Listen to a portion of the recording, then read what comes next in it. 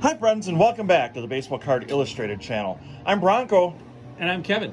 And this is the Elly De La Cruz update. Oh, yes. Now, before we talk about what he did this week and, of course, show you the Elly De La Cruz card of the week, let's talk about Elly De La Cruz and what you have liked what you've seen so far from him in his month plus in the big leagues. I can tell you this. If you did not know what position he played defensively, if you just saw his exploits on the highlights at the plate, you would think he's either a DH or a left fielder, someone that wouldn't give you much from a defensive standpoint. And here he is playing in the infield. I don't know how long it'll last. It may be a little bit of Ryan Braun, but I like the fact that if he's not a plus defender, he's at least attempting to be a defender at a plus position. I was going to say, or he could easily play the outfield. Yeah. He's certainly got the speed, definitely the arm. Maybe we'll even see him pitch. I mean, at this point, nothing shocks me. I'm seeing the guy do things that just aren't done by other people, so maybe.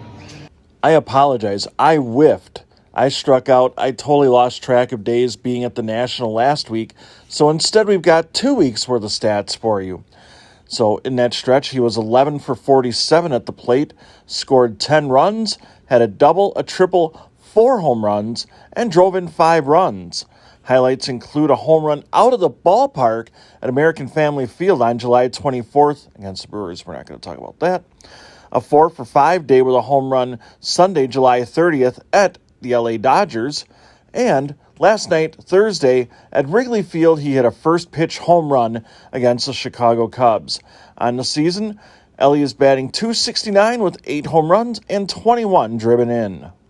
And now one of my favorite segments every week, the card of the week. And this one actually happened right here at American Family Field, where Elly De La Cruz stole second, stole third, and just kind of kept on going and stole home a couple weeks ago against unfortunately, the Milwaukee Brewers. Well, yeah, the Brewers may not have been thrilled with it, but the idea of 3 stolen bases on 2 pitches, I think that's the key there. Is it's, you second, third, and home is something you'd hear about once every 100 years or whatever, but he did it on 2 pitches. He basically took advantage of the moment where the focus went away by the Brewers pitcher, and he ends up stealing home. He reminds me on that way of Bryce Harper in that first few months that he was in the major leagues, where everything was him pushing an extra base and trying to take advantage and be quick.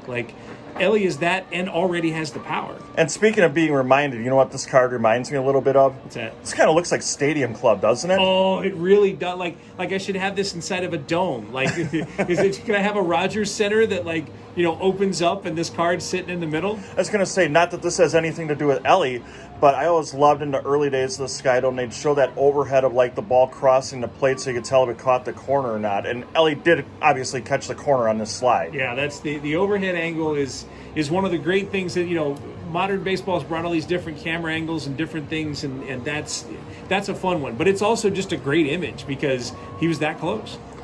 Thank you for joining us this week on the Elly De La Cruz Weekly Update. We invite you to hit that like button just as hard as Run DLC has been crushing home runs this week. Leave a comment and let us know what you like the most about Elly De La Cruz and watching him play. And of course, if you're new to the channel, join the lineup, hit that subscribe button. We'd love to have you join us. On behalf of Kevin the Diamond King, I'm Bronko, the PSA 11. So long, everybody. You've been watching the Elly De La Cruz Weekly Update here on the Baseball Card Illustrated channel.